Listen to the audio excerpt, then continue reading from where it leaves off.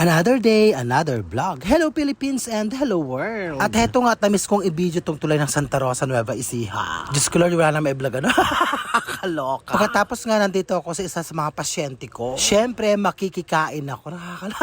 Napakasarap nga ng kanilang ulam. Heto nga, adobo at nilagang itlog. Dapat nga daw isasama yan sa adobo, kaya lang nakalimutan. Kaya hayan nga, nakahiwalay siya.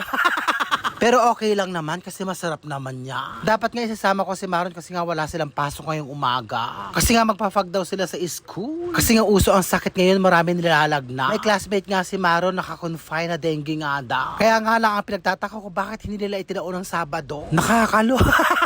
Sa bagay, may camping yata sila buka. At maraming ang batang pupunta sa school nila, buong Santa Rosa yata. Kaya siguro ganun. Habang nagpapasyente nga ako dyan, tawag ang aking anak. At tinatanong nga niya kung nasaan na ako. Kasi nga daw, papasok pa siya ng hapo. Eh bago naman ako umalis ng bahay, nakaprepare naman na lahat ng pagkain sa bahay. Nandoon na nga yung umagahan niya at saka yung tanghalian niya. Pagkatapos nga nung tanghali nga, umuwi ako. At nadatan ko nga siyang gumagayak na. Napakasipag nga mag-aral ng aking anak ngayon. At saka ayaw niyang umaabse. Papasalamat nga ako sa ating Panginoon Diyos kasi nga napakalaki ng kanyang improvement. Nag-aaral na nga siyang mabuti. Nakikinig na siya sa mga bilin ko. Sabi ko nga, enjoy niya yung pag-aaral niya. Sabi ko nga sa kanya, yun nga yung pinakamagandang bahagi ng buhay, yung pag-aaral. Paulit-ulit ko nga sinasabi sa kanyang mag-aaral siyang mabuti. Eh ba't ba ganun, napakadami ko ng chika, nasa na ba ako? Heto nga pala, super walk ang lola niya.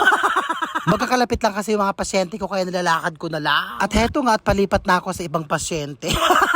Sige, lipat lang ng lipat.